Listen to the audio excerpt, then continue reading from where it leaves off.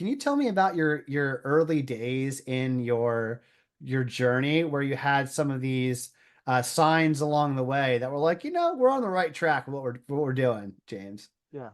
Yeah. I'll tell the story. I don't mind.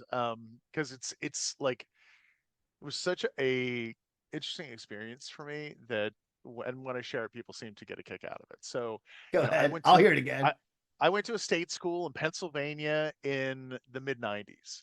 And at that time, I was an English major. I wanted to be an English teacher. And so, in order to get to my English classes, I was on one side of campus. The English building was on the other side of campus, and in between was the science building.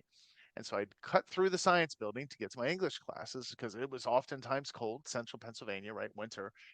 And I cut through a computer lab that I'd never seen before, black screen, green text. It's like, that's weird. And there was like 20 computers in there, and there's always like three super nerds in there.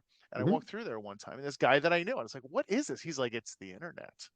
Now, I had used computers before in high school, Apples, but they generally were standalone machines or they had local area networks.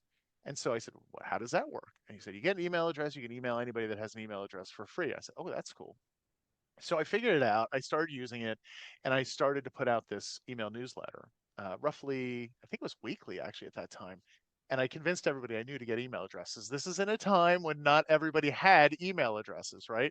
And so I started doing this email newsletter, sports scores, humor, record reviews, that type of thing. And then people started sending me email addresses from other schools. So I have a friend that wants that. I have a friend that wants that. And before long, I had a list of like 100 to 180 people on this list.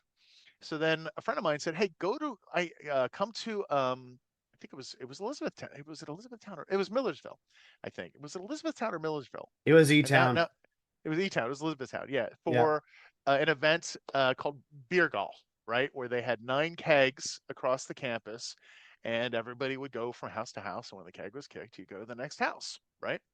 So I'm at the second hole, and I'm talking to a girl, and I say, "Hey, do you have an email address?" Which back then was you weren't guaranteed an answer. She said, "Oh my God, I love email.